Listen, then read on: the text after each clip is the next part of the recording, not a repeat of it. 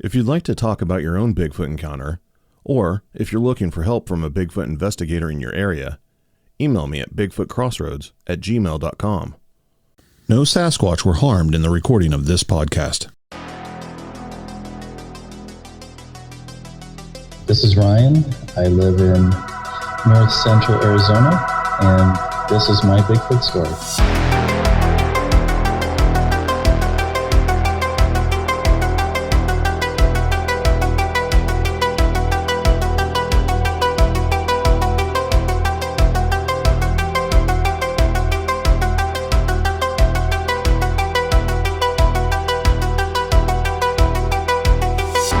Ryan, welcome to Bigfoot Crossroads. How are you, sir? Doing great, thank you. You have agreed to join me here on the show. We haven't spoken much at all, really. You sent me a very interesting email that led to a couple more very interesting emails through the website, I believe is where you contacted me. Yep. If you don't mind, just kind of go over, what happened that you covered in that first email you sent me. Just go through the details as best you can remember from that day. Yeah, my wife and I, on our days off, like to go and, explore the area and go camping and, just do outdoorsy things, just kind of, checking out the beauty of Arizona. And because I had recently moved to Arizona in 2007, originally from Ontario, Canada. I have, little to no experience with the land at the time, so we were excited to go, and her as well. We were excited to go and explore and just check out what Arizona had to offer. And we'd gone camping quite a number of times in the area, had amazing times.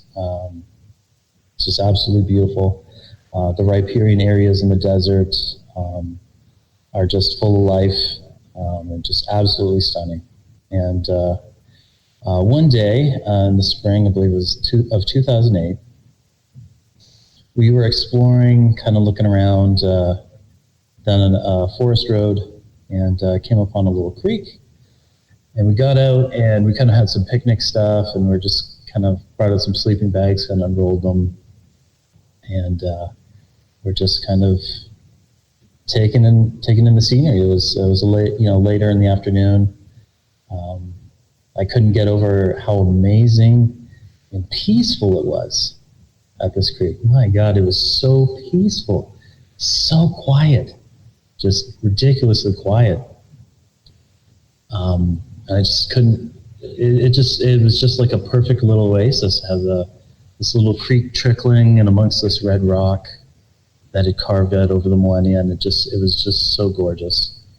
And we're just kind of sitting there, just talking, and we hear a car coming, and some people pulled over, started getting out, and just kind of listening, and they started unpacking their stuff and heading over kind of in our direction where we were, and they started setting up a tent. And I turned to my wife and I said, "Are you thinking what I'm thinking? If they're doing it tonight, we should too." And she was like, "Well, I don't know. It's getting kind of late in the day. Do you think we can make it back?" I'm like, "Yeah, let's just rush. We can do this. Let's do it." So got back in the car, rushed back home to the apartment, got all of our stuff packed. I got all our camping gear, rushed back. And when we came back and parked, the couple, I guess, thought they were the only ones there, and they were engaged in, adult activities. Adult activities that were loud and kind of echoing through the canyons. And we kind of laughed to each other, and I said, "Okay, I'm going to go get firewood," and she set up the tent. I'm like, "Okay, cool." I go. I'm going around. I'm just in love with. I felt so safe and peaceful. The area. It just how calm and serene. It was just so quiet. I just can't, I just remember that time. It was just so perfectly quiet. I just felt so safe and great there. Not a care in the world, just going around, picking up little twigs. That was the part that kind of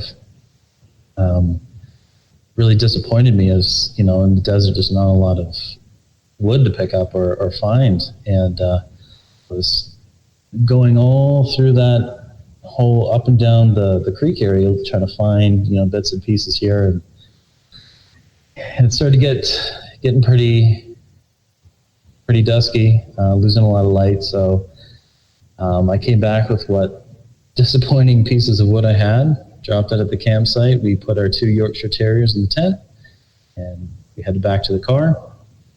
It was parked closer to the road, and our tent was kind of in the trees.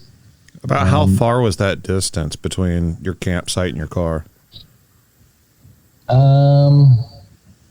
Maybe 300 yards. Okay.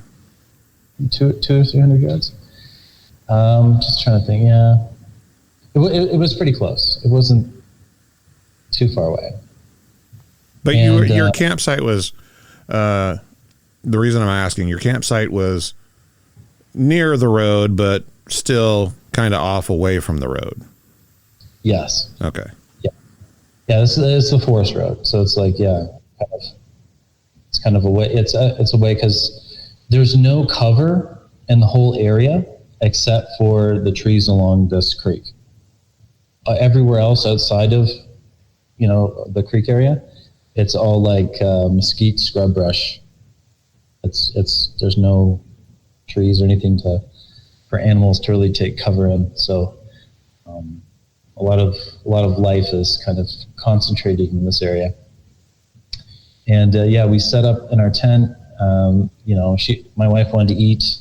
She packed some like aromatic ribs, barbecued ribs and rice. And I was, let's not eat that out here because we didn't have a weapon at the time, and I just didn't want bears or anything come through at night. Mm-hmm. And so we went back into the car, and we're eating, talking, and we finished up, and we're gathering our stuff, getting our lighter, to go start the campfire, and we get out, and it's all the way dark now. By the time we'd gone and spent time eating, talking in the car, it got all the way dark, and we came out and started walking towards the car. And I should just preface that years prior to this, I had read a few things about Bigfoot. I'd kind of checked to see what people were talking about. Heard some sounds.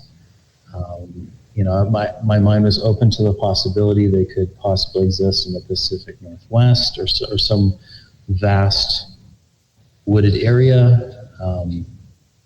But that's kind of where my understanding or where my comfort level with the subject was. At the time, I'd heard some like knocking audio clips, but thought that could be anyone doing that it doesn't mean anything. So Bigfoot wasn't on your mind necessarily. Not at all. It's kind of like the tooth fairy thing, these things, these myths are like, they just, there's a possibility in it. I'm open-minded to things within reason. And, this is the furthest thing from my mind that could ever possibly happen or exist. And I would assume there's a pretty big difference in the type of geography you're now in compared to what you were used to back home in Canada. Oh yeah, completely different. This is just rugged, red sand and red rock and cactus and mesquite and just And then in the riparian area, you've got sycamore, you've got different ash and cottonwood trees. So, and there's and then you got your juniper, your small juniper trees intermixed. And so we were kind of in the juniper trees. Our tent was set up in the juniper trees. And we get out, we start walking over, and I hear what I thought was someone maybe chopping wood or trying to split something. Because I heard ta, ta, ta, ta, just really hammering on some wood. And I was like, oh, cool, there's people down there. I didn't see any. I don't remember there being any people down there, you know? They must be pretty far down there. So not coming from the direction of the other couple. Yeah, no, yeah. As we're walking closer, I can hear them to the side, like, because it's super quiet there.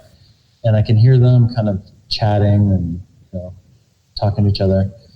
And then I just hear this ta, ta, ta, ta, just really just hammering on. And as we get closer, I realize that, hey, that's not way down creek. That's closer to where our tent is. And I'm just thinking, what the heck? And as we get closer, we're getting closer, it's getting louder, and my mind's like, what is this? It's just hammering constantly, not stopping, not doing anything, just ta, ta, ta, just hammering away. So as it's getting closer, were you thinking that this is like a person? Yeah, at first it was like this is a person, but then, when we got to the tent and it's in the trees, like facing us in the dark, I was like, no way. All of a sudden that it just came to me like, and the vibe totally changed, like from feeling peaceful and safe and great there, like shock,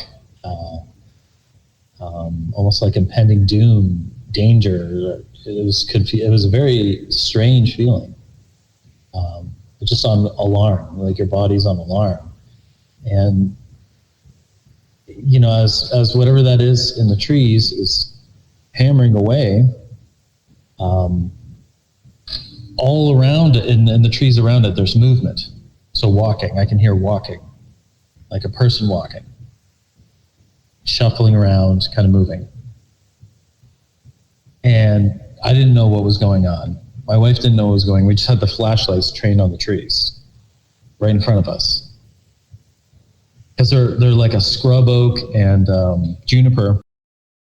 So we were standing there while that wood knocking is staying consistent, still going. And while there's movement in front of us around it, in the scrub oak, and our flashlights just couldn't penetrate through the leaves, through the trees, to see what was going on while we were trying to understand what was happening. Do you happen to remember the dog's behavior at the time? We had the Yorkshire Terriers in the tent. Mm-hmm.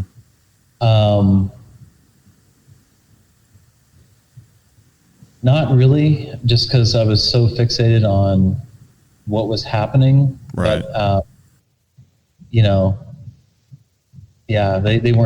they didn't make any noise. I was just totally kind of focused on what was going on. It just didn't make any sense to me at all. Never seen or heard anything like that before. And then the feeling of danger, and it was just, I don't know, my whole body was just like an alarm. Like I just was kind of like stood there stunned, kind of just staring at what was going on, waiting for what to happen, what was going to happen next. Mm-hmm. Basically, we got some indication of what was happening. And I heard there's like a little pathway right where whatever it was hitting the tree and kind of in this, behind some scrub oak and the juniper branches. There's a little pathway that kind of goes beside that. And I heard something like something over there was kind of trying to get out of the trees. And I thought, oh my God, any second, someone's going to walk right up the pathway and we're going to get it with our flashlight. And we're just staring, just kind of keeping train, as we hear something, along with this thing still tapping or hitting the wood really hard, it just kind of shining our flashlight around to see if we can see anything and kind of following the movements. And at one point, it stops tapping for a second, and then it does this pattern. Like it's like do da do do da da da, and then it goes quiet, totally quiet. With the wood on wood sound. Yes, the tapping sound. It did this kind of interesting pattern, and then way off the distance, I think, way down, I heard the same pattern returned. Da, da, da, da, da, da. The same thing. And both my wife and I went, whoa. Just weren't even thinking, just both together, just kind of went, whoa. And it kind of paused for a bit, heard a few grunts off to the side. But we're just fixated on what was in front of us and the trees, and eventually it just started tapping again. Just started tapping right up again, and all of a sudden, I heard some movement on my side where I was standing, and just kind of walking and shuffling, kind of kicking up some of the leaves and stuff, the juniper kind of needles that kind of fall on the ground, kind of kicking some of that up. And then I heard a long inhale starting, like something you're going to do before you scream really loud.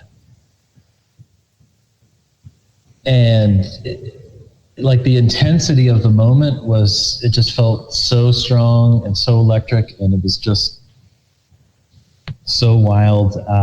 I said, right as it was saying that, knowing, I just knew that it was probably like an ear-piercing scream was coming. Yeah. And I yelled out loud, "Let's get the out of here."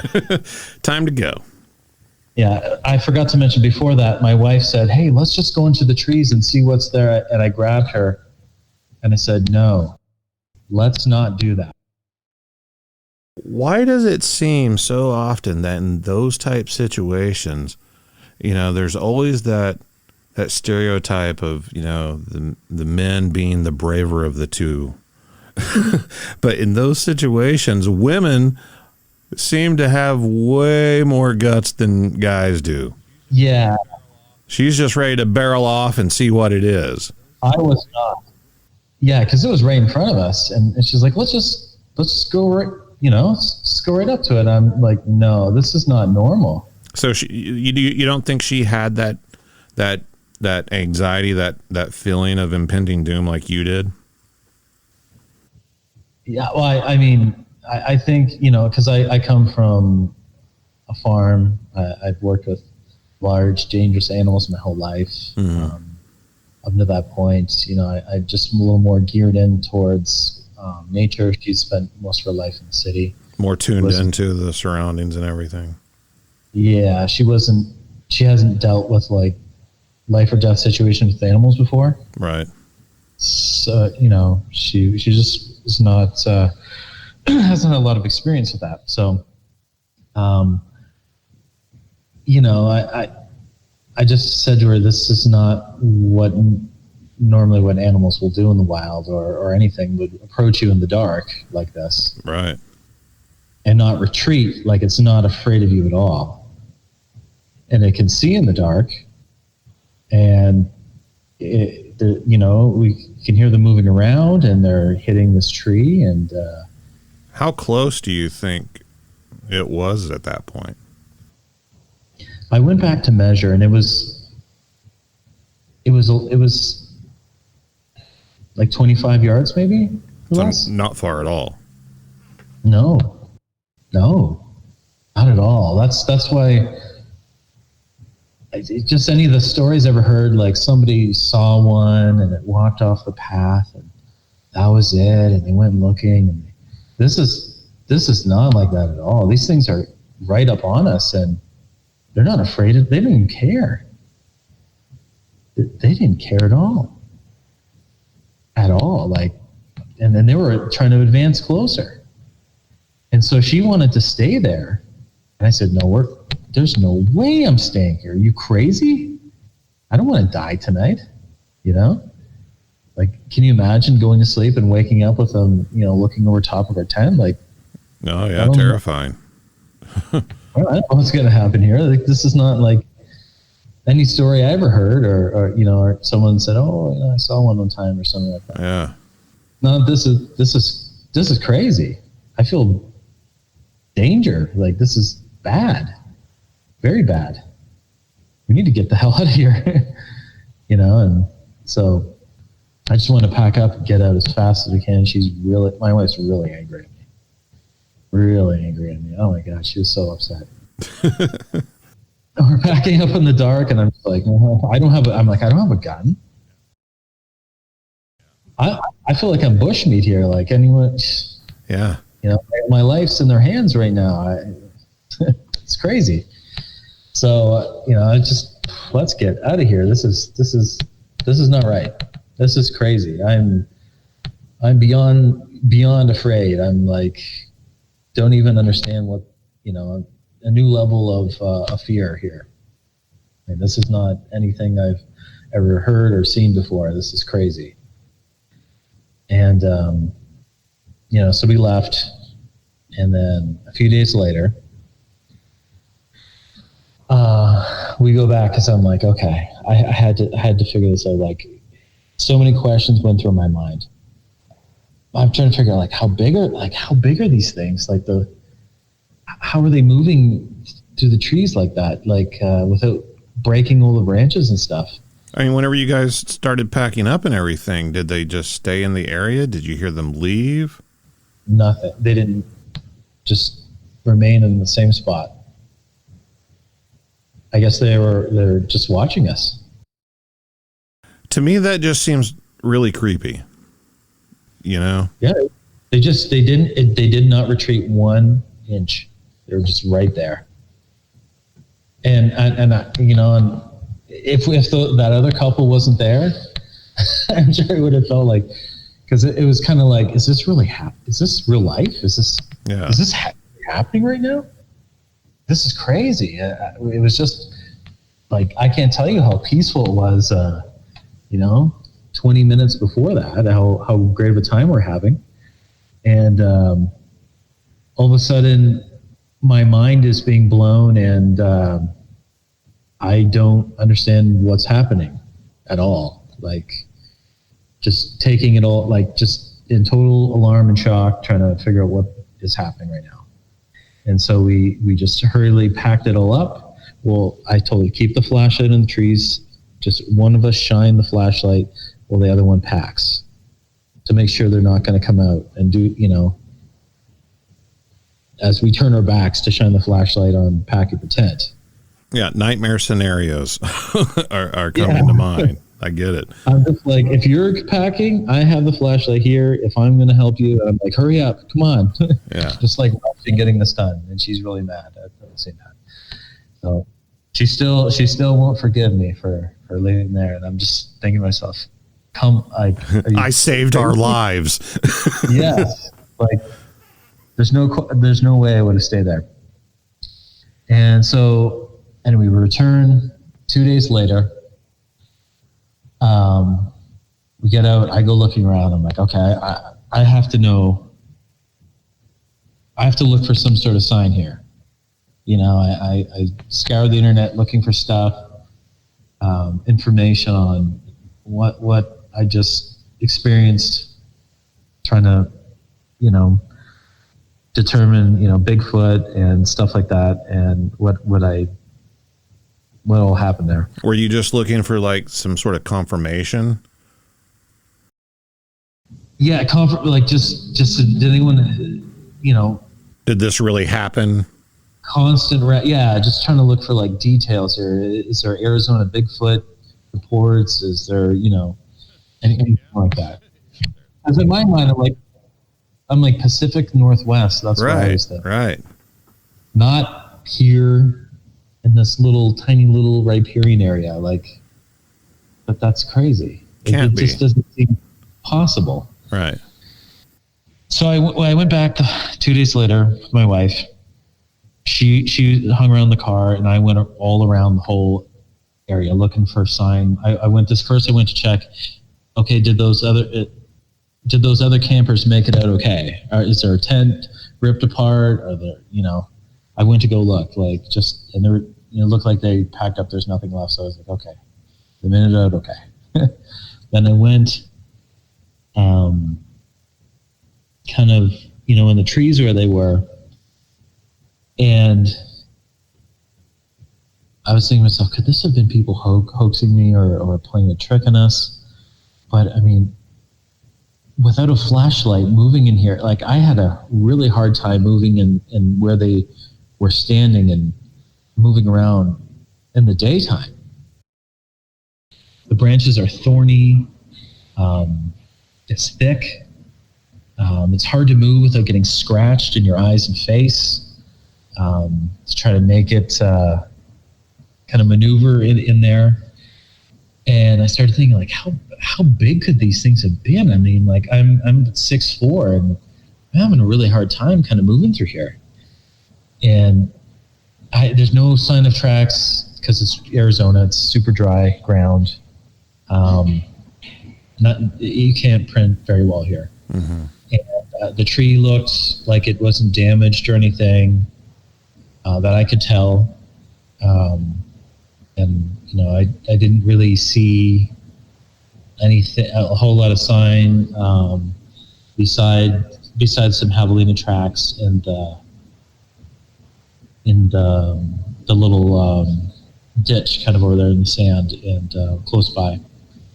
And so I'm racking my brain. I'm like, oh, God, did this go crazy like this? Did this really just this happen to me? Did we just experience this? I was kind of I don't even know. You kind of start questioning yourself and you wonder, could people have done this? I don't know. And you're like, no, but the danger and the alarm and the shock was too much. There's no way that was people. And so I did some more looking around. I didn't find much of anything. We head to the side of the road, facing our car on the opposite side of the road. And we just kind of sat there and, and are just, well, let's just kind of sit here and, just sit here quietly for a minute, just kind of sit and think about everything that kind of happened here. And we just kind of sat there and just quietly. And then a minute passed. We're just sitting there totally quietly. It was again, very peaceful. No sounds, very quiet. No birds chirping, nothing. What time of day was this? It was getting close to dusk again. It wasn't quite on dusk. It was a little bit brighter, but it was getting towards the end of the afternoon, closer to dusk. The sun was just starting to set. And we just were sitting there quietly on a boulder the Forest Service had put in the middle of the pathway to stop people from driving their trucks through there, clearing, cutting wood and stuff like that. And we're just sitting there and just kind of peacefully sitting there. My wife kind of wanted to meditate and kind of just relax. So I was just sitting there with her. And we're just being totally quiet, not doing anything. And all of a sudden, right over by where our car is, there's a kind of a wall of these trees, kind of growing up tight together, kind of like jail bars, and making a perfect kind of a way to, a barrier to see behind because there's a ranch, like an old Western sort of ranch, kind of connected to it with barbed wire fencing right there on the opposite side of the road, and where the creek goes all the way up into the mountains, because it's a big, huge, beautiful canyon. This little creek kind of comes out of this canyon all the way back there, and so we're sitting there, and all of a sudden I hear the softest. How do I explain it? It was like the softest sounding sort of footsteps, like in the leaves, just super soft, walking right over, just like walk right over to where the trees were, and right on those trees there, little stick on the tree, dut, dut, dut, dut, dut, just tapped right on the trees, and all of a sudden, from all directions on that side of the road, sounds like people are walking towards us, making their way towards us. Still light out, lots of visible light to see, and we're like, what the hell is happening right now? Again, it's like we're right back into the previous day of, we're like the center of attention. Yeah. And as far as you know, you guys are the only people out there. We're the only ones there. No cars, no nothing, no one around. I looked around everywhere. Nobody's there. And I had explored that side of the road weeks previous, kind of looking around over there in that wash area. There's kind of like a little dry red wash that kind of leads into that little creek where we're camping there, right where we're sitting. And there's a little bridge there with it, tiny little bridge. And it sounded like somebody walking over and kind of getting closer and closer, walking in that wash, and then going along the side of the wash, trying to climb themselves up on the side to peek over to see where we were sitting, and knocking down all these pebbles and making all this noise. And then it sounded like a very large person kind of making their way, kind of hiking, moving, brush out of the way, coming towards us, straight on, up in the direction. Whatever just did that little knock there, I wasn't concerned with that one at all. It was all the attention coming from all these other directions towards us. And there wasn't much cover for them, except for in the trees right in front of me there. But that other one in the wash, I just explained how I could hear it coming right up and knocking down those pebbles. It was in the open. And so I thought to myself, okay, I'm going to go see this, whatever this is. I'm going to see it. So I get up I leave my wife, I start walking up the road so I can get in line to look right up the wash, because it's totally clear. There's nowhere for it to hide, essentially. So I start walking over to the bridge, and I'm heading over there, and I'm thinking, oh my God, I'm going to see it, I'm going to see it, I'm going to see it. So I start walking over, and I look back at my wife, and I keep going further. Like, oh my God, I'm going to see it, I'm going to see it. And I start to get on the bridge, and it's just out of view where some of the juniper branches are, to see right where it is. And then I look back at my wife, and I was, 50 or more feet away from her, and I got a bad feeling. And somebody told me, do not leave her. Do not go away from her. But I'm like, but I'm just here. If I just go just a little bit more, I'm gonna see that whatever this is. Nowhere for it to hide. I just got that bad feeling, like, don't leave her, don't leave her, don't leave her. And I said, okay, this is already crazy. They're already walking towards us here. We're back into, the same sort of pressure and kind of alarm and dangers as the 2 days before. So I go right back over to her and I sit down beside her, and we're just both sitting there just waiting for whatever is going to happen next. We're not talking, we're just staring. Whatever's going to happen is going to happen. I don't know what's about to happen. And I can hear, it sounds like a big, hefty hiker's coming down the trail. I don't know what it's doing. It's just shuffling here and there. It looks like it's doing something. I'm not sure. And so we're just sitting there kind of listening to this. It sounds like it's getting closer and closer.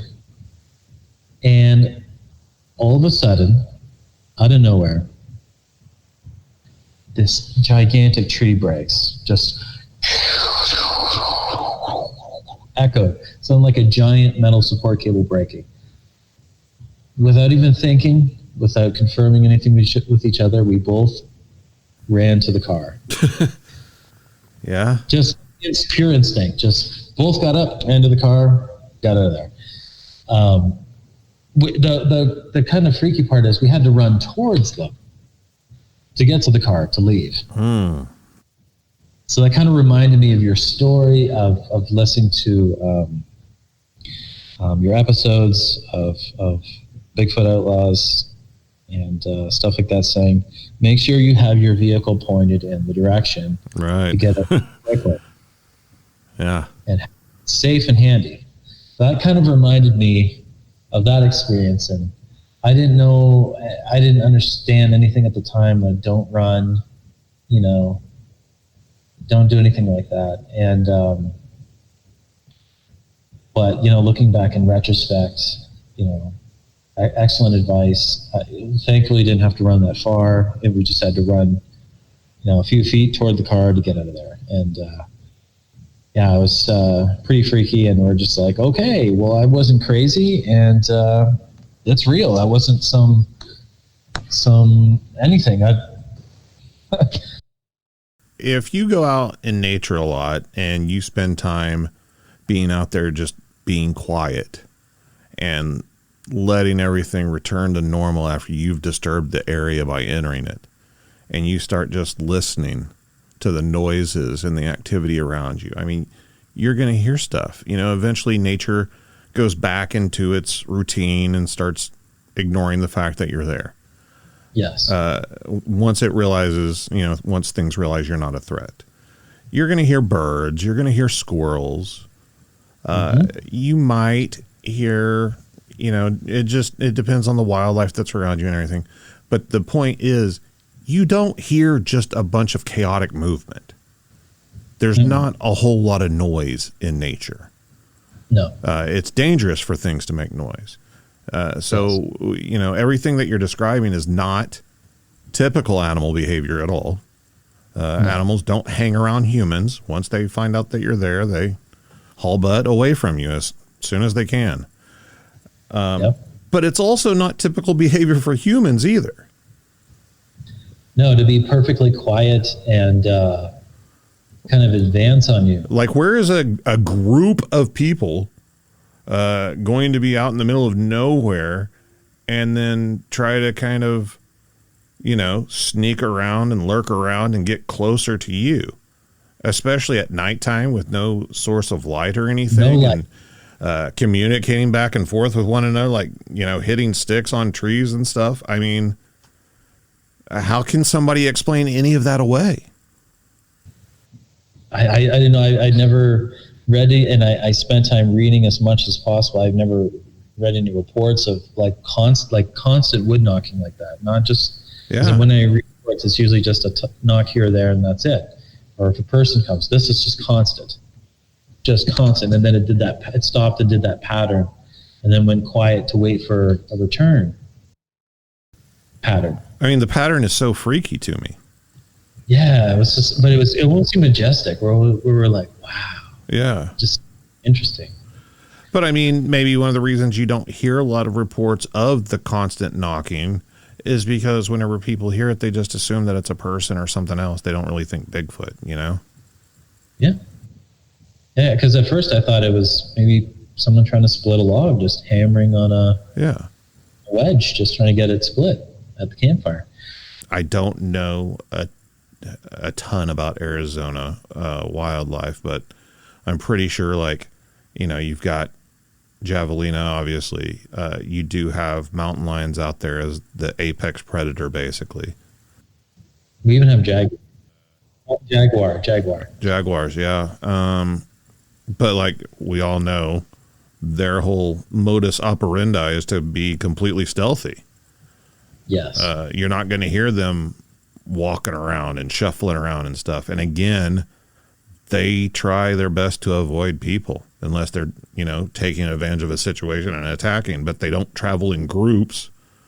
No. I mean, I'm just going down the checklist here just for the benefit of the listener.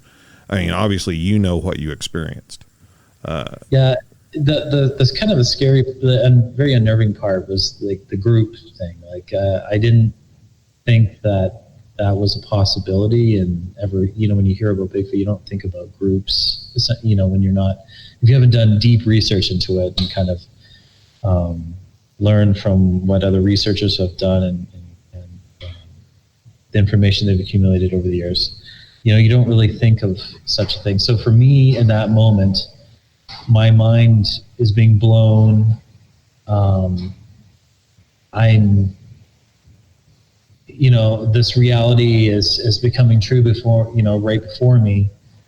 And I'm thinking, oh my God, what else exists? I mean, like, this is like, why wouldn't, all I can think of is I was kind of, you know, you go through different stages of shock and stuff. And you know, I'm like, I'm never camping again. That's crazy.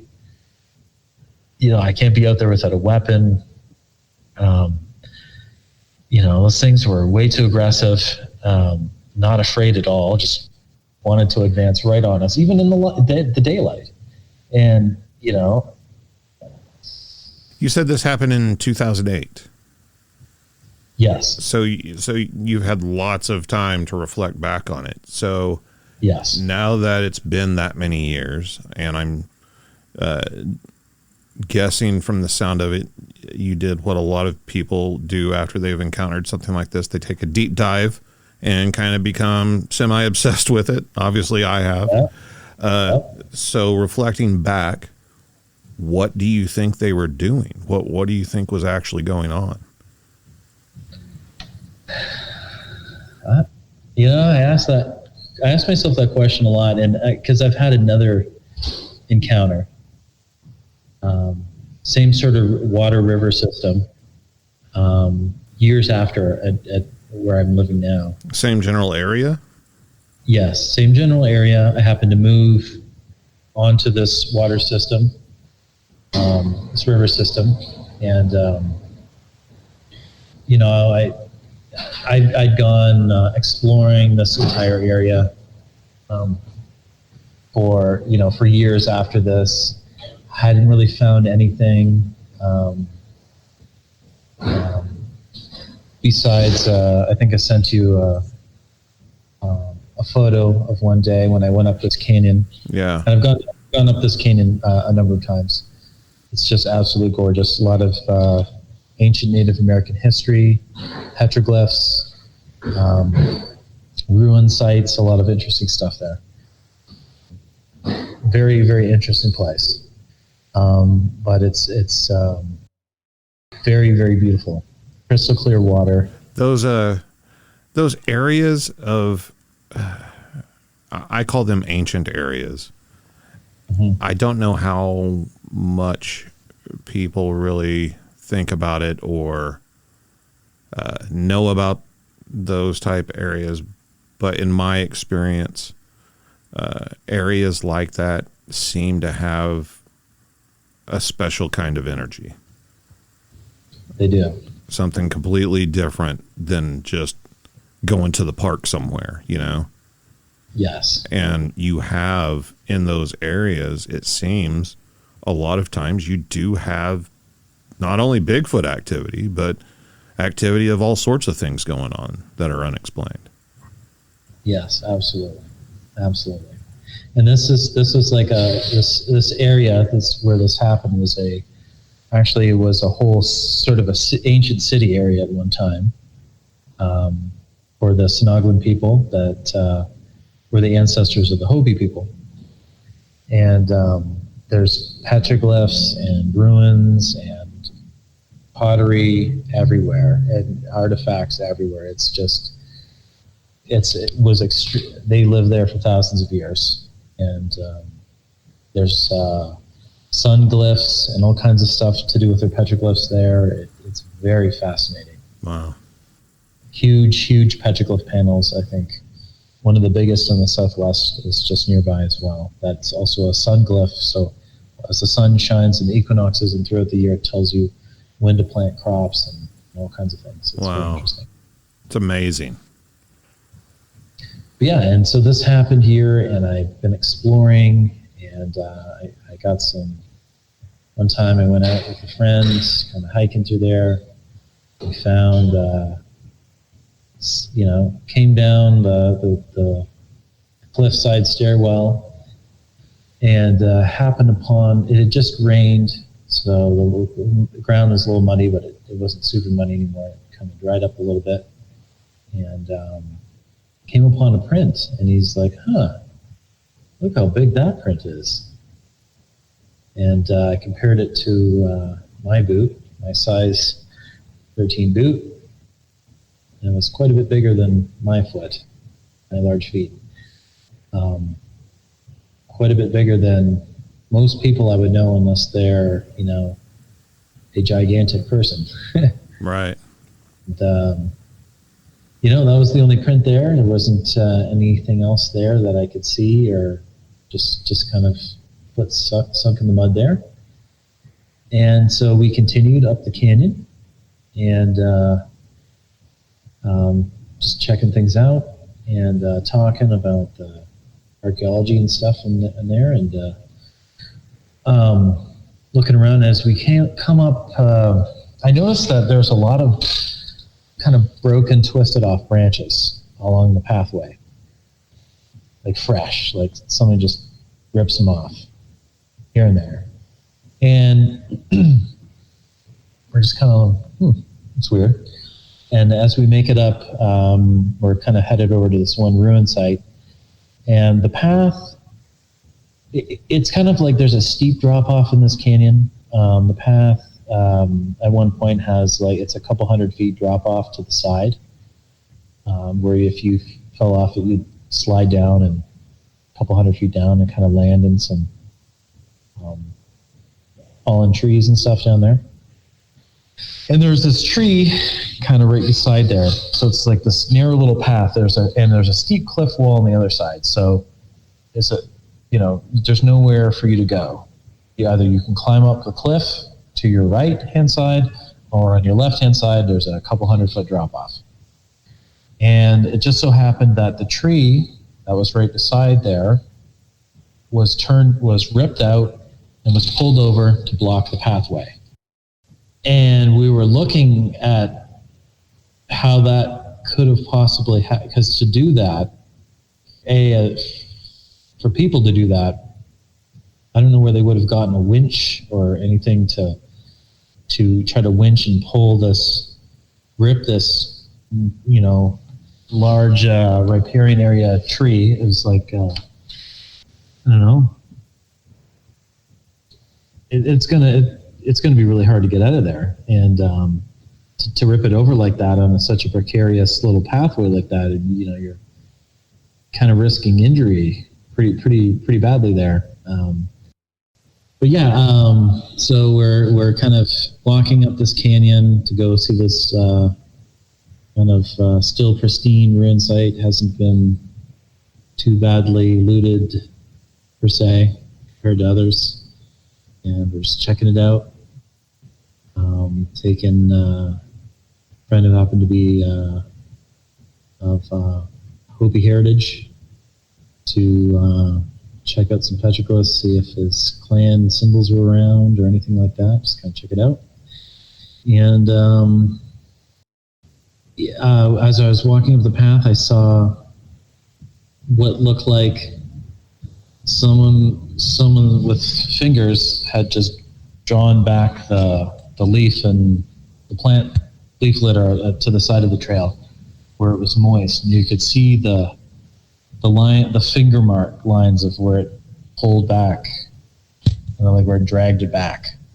So they put their two hands together, all their four fingers together, dug them in, and just raked it back, and then just left it just like that.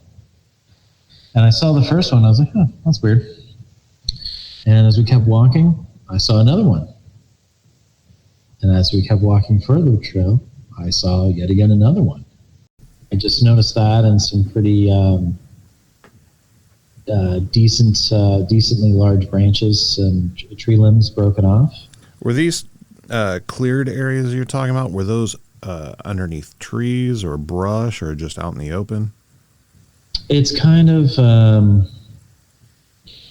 it's like the Riparian Canyon. So, and there's a path along the cliff wall as you're going back into the canyon deeper, and they're just kind of along. There's the trees can sometimes start from the bottom, way down the bottom of the canyon, and grow so huge and large their branches are just coming up to the side of the pathway. Mm-hmm. And those were broken off. Some of those were broken off, and other smaller trees along the side. There was even some black walnut that got broken too. All along the path, no really anywhere else, just along that path. Huh. Right where there's like the hand, the finger drag marks pulling back the leaf litter and stuff like that. Yeah. And so then we went and we're exploring, and there really wasn't much that I found after that. But I noticed some I guess twist offs. I saw an old twist off of a rather decently large young tree that to twist it off like that. There's no other trees that had fallen around it, because I'm just trying to think, because these trees do break. The branches are breaking off in these things all the time, cottonwoods and stuff. They just get infected or whatever. They just kind of always fall, dropping something. But there was nothing around it, no deadfalls, but it was twisted off up pretty high. And I remember seeing that and thinking, how would you do that? And it was in a kind of like where you'd have to kind of walk out there to do that. There was a sheer drop off again, and a lot of dead wood and stuff. And I tried to walk out there, but it was like logs and there's blackberry brambles and stuff. And I just didn't want to kind of fall into a little hole there, because I couldn't really see. A lot of work to just go break a tree. Yeah, it was like, it looked like one of those marker signs that people take picture of when they twist something something off like that, and you think, wow, I don't know if a human could really kind of twist it like that, because it's not just snapped over; it's been broken and then twisted around. So, and then right as there's the sort of like that, there's a ranch before you kind of in front of the canyon mouth before you go deeper in there, and they have their old historic barbed wire fences and stuff like that. And there's a little spring coming out of the side of the mountain there, and I noticed right before you get to where their first set of barbed wire fences that there's two branches broken right there, kind of almost like a marker. Because the rancher would clear, because there's an irrigation ditch that starts up there, and they kind of cleared away some of the brush along the irrigation ditch coming out of that spring to use on their ranch. Yeah. And so I know they've been clearing stuff, and I just thought, like, why didn't they just cut that? I don't know. Like, if it was them doing it, they probably would have just cut it and taken the wood or thrown it to the side like they did with some of the other wood. And yeah, so I was just looking at, interesting. Kind of like a little marker there. To kind of like say, this is where people start. Right. That was probably the most sign I've seen with footprints and stuff, and those large fingerprints. Yeah, those finger scrapings. You said that you saw several of them. Do you remember how many there were? Like 3. Separate areas, 3 of them? 3 separate areas. You sent me a photograph of one. Yes. And did you notice any sort of animal tracks in the soil around them or anything? No. The path it's pretty hard. It's pretty hard ground. Mm-hmm. It was pretty dried up under those trees. They kind of suck up a lot of the moisture, even when there is rains. It was like monsoon season, so we did get a little bit of rain, which is why that print even took. But it's just, it's really hard to get prints in Arizona. Super hard. So, thinking, whenever I see these pictures and I hear these sort of things, I try to, I can't help but try to figure out a reason, a natural reason. And I looked at the photos that you sent me of the track and the finger scrapings. I couldn't see any animal tracks in the soft dirt that was uncovered with the finger scrapings. And if it had been an animal, I mean, animals will scrape the ground looking for like grubs and stuff. However, the ground itself didn't look churned or disturbed in any way. Yeah, that's the weird part. It wasn't at all. It was just took their hands together, put 4 fingers together, or all 8 fingers, sorry, 4 on each side, and just all 8 together, and just pulled it back. Yeah, that was really weird. Yeah, and each one of them were just like that.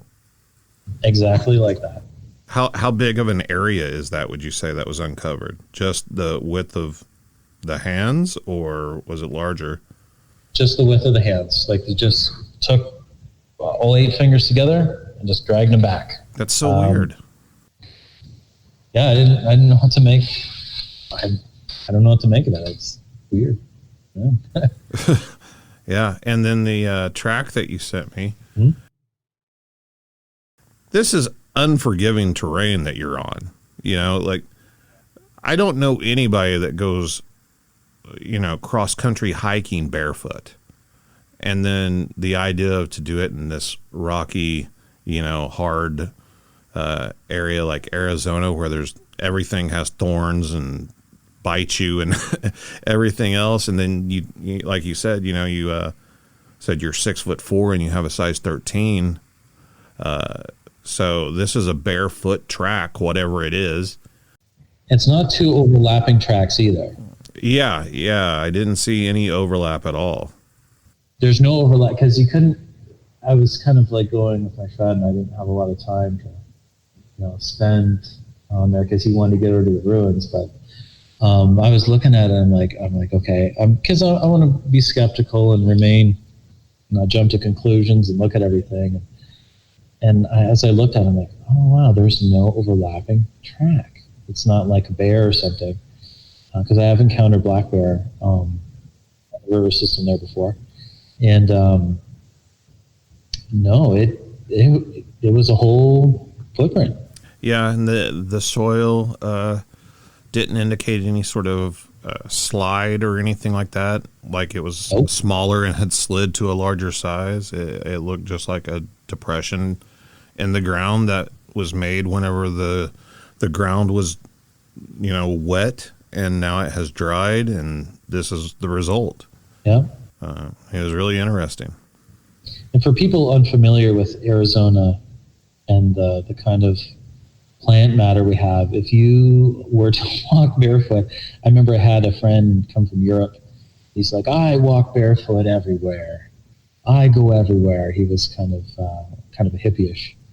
And he thought, oh, his feet are so calloused, he can go anywhere. And I was like, okay. I told him, don't do it.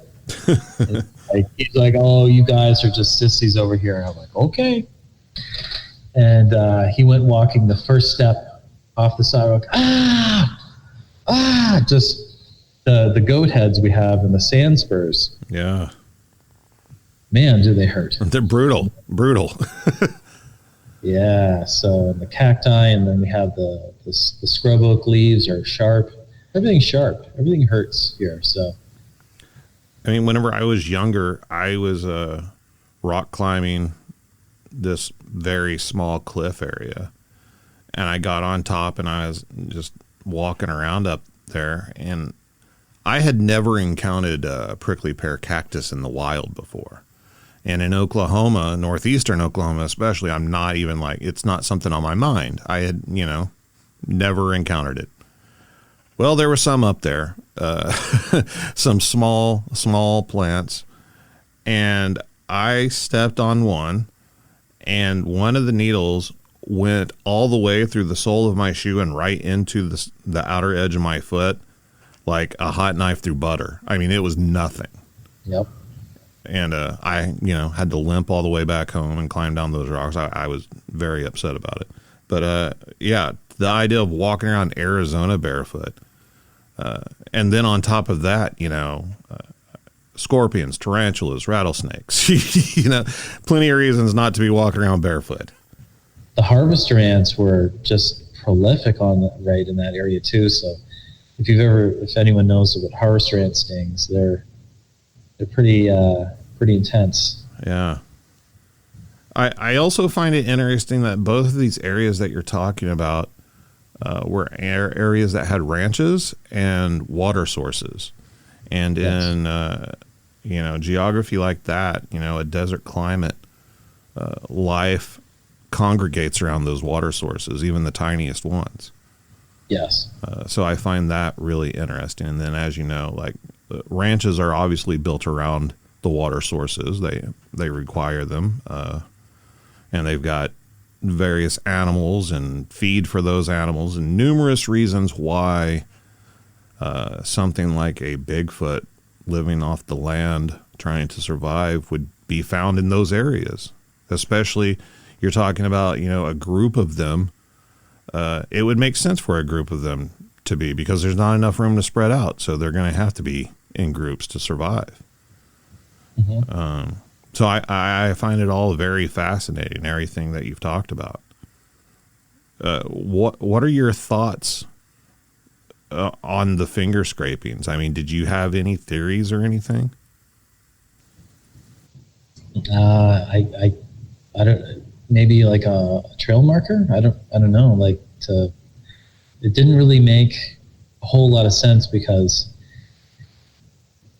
I was trying to think, they just ripped a tree over the trail at the very spot where it's dangerous. You can't go either way to get around that tree. Mm-hmm. It kind of sends a sign, don't go further. I mean, what you say, and I'm not disputing you. You looked at it.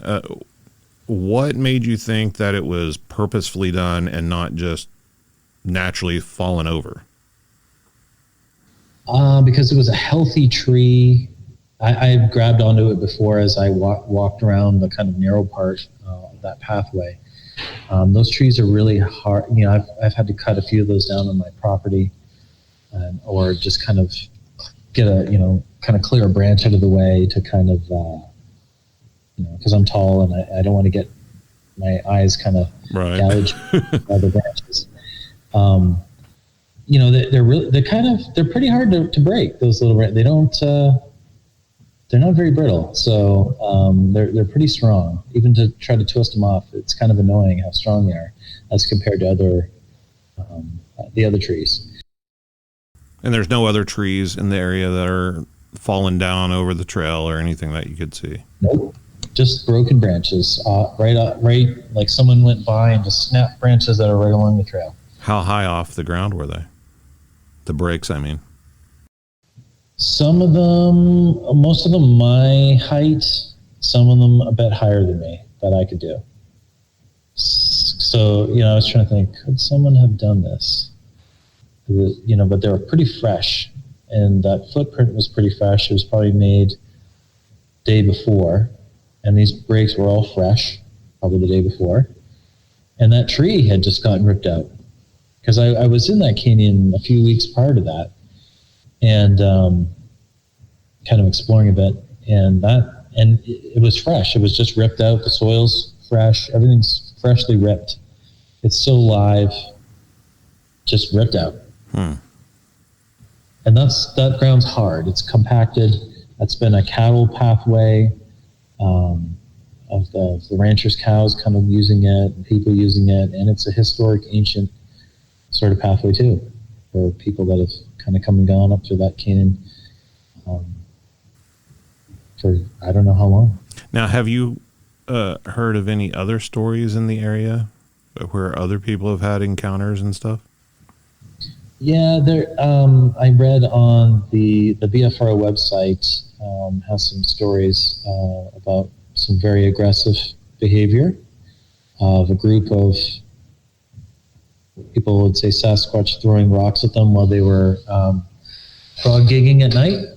And, and when I read that, I was just thinking, yep, I know what you experience. And, when they break, when they break a branch as big as that is, that, the splitting of that green large tree is pretty intimidating. And there's really no mistaking what's going on there, and you just get the heck out of there. And then I read another report of another gentleman, and he was up on the rim because I guess there's a lot of the animals move down off the lower elevation here when it gets hot in the summer and head up to the top of the rim, which is like 8,000 or 9,000 feet up. And it's cooler. There's some lakes, stuff like that, kind of like over in the Payson area. And, there's some reports about that. And one guy, I found a report just similar to the same constant sort of tapping, just the wood, tapping the wood together and kind of just pacing back and forth. And, I just kind of got the heebie-jeebies just remembering that when it happened to us there, the constant tapping. So there is another report of, and that's the only other report I've ever heard of that, of the constant sort of tapping. It's kind of creepy at the same time. It's creepy. It's weird. I don't really understand it. The pattern tap, I get. It makes sense, but I don't understand the sole purpose of what was going on there. It had to be extremely unnerving to hear that. I mean, what it sounds like methodical tapping of the wood, the knocking, and hearing it coming closer like that. I'm almost wondering, obviously, I think it was Bigfoot. You didn't see it, but I think it's a safe assumption. The thing is, I could have, if I wanted to, I could have just walked right up to it, but the level of fear and, I don't know, like, when I hear different people talk about it, like, what do you call it, the extremely low frequencies, the ELF. Yeah. Or getting the infrasound stuff. I don't know, there's almost like, you kind of hit this level of there's a level of seriousness to this, like where if you've never been in these situations before, to anyone listening, this is not like you can, I'll just go walk over there and do that. I'll go see it or whatever. This is totally like, I thought, that'd be kind of cool to see or to be in such an experience maybe and kind of solve the mystery and just walk over there and see one.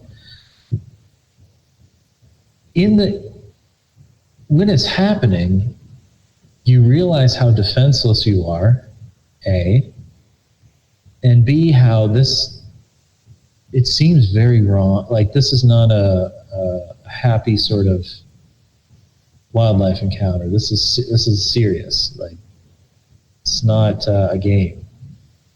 So it's a totally different, my brain just went into like, there's impending doom about to happen here. This is not something you can mess around with. I didn't dare want to mess around and push the situation. That's what I felt like. It's a very tense situation, and anything I would do could send it over. I think that's a good way to explain it. Perhaps these things are just giant, undiscovered primates of some kind. I know that's what I used to think very early on in my research into this mystery. Mm-hmm. But all these years later, having experienced things out in the woods, having sightings, encounters with what I believe were Bigfoot, what people don't understand whenever they hear these stories is that on the outside, you're hearing the story, but you're not experiencing the moment. And and in those moments, I've been camping where nothing happened. Whenever I was little, I went camping all the time. Yep. You hear things, you hear nature, you get, sometimes you even get a little afraid out there. Mm-hmm. But whenever it's this going on, there is something about it, something that isn't normal. No. It affects you in a completely different way. And that's what people don't understand. It's not a matter of, oh, you were just chicken, or, you were just, frightened, whatever. No, that's not the situation. I should have prefaced to the listeners that I grew up on a farm. We had a 300-acre farm. Half of it was forested, so I spent most of my life playing in the forest without a care in the world, listening to animals and hunting out there for grouse and for deer. Never got, little, when you're little, you're not going to obviously be successful for deer, but, still tried. And, just that was kind of my life, just, working with large animals, cattle, and, spending a lot of time in the forest. And I'm very comfortable in the forest. I enjoy going on long excursions, hiking, camping. I love it. I love to camp, and I love to explore, and it's a lot of fun here in Arizona as compared to where I'm from in the Great Lakes region. And I've never, until coming here, I'd never experienced anything ever like this, ever. Didn't care really all that much. I just see like what other people saw, random stuff on the internet about it. Every now and again, you kind of read it. Oh, okay. I don't know. Could be, couldn't be. Could be people just pranking. I don't know. But to have the level of fear you fear when you don't think it's real, or there's this, people hoaxing and stuff, and you kind of doubt it, and you kind of think, oh, this is probably not a reality. And when it happens, it just makes it all the more scarier. That's going to wrap it up for part one of my conversation with Ryan from Arizona about his experiences with Sasquatch. Be sure to check back next week for part two, when we continue our discussion about another encounter he had, this time in his own backyard, and a sighting of something different, something not Bigfoot, and I'm not really sure what it was. Terrifying would be the best way to sum it up in one word. If you've had your own experience that you would like to share on the show, Email me at bigfootcrossroads@gmail.com. And remember, until next time, there's something in the woods.